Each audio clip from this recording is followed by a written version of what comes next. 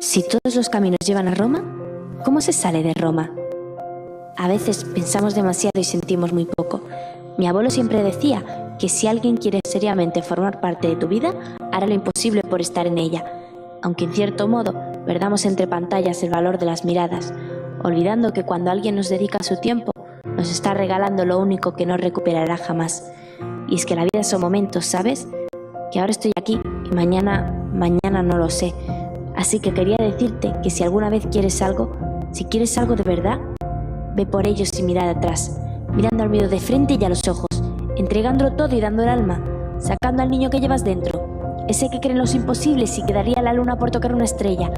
Así que no sé qué será de mi mañana, pero este sol siempre va a ser el mismo que el tuyo.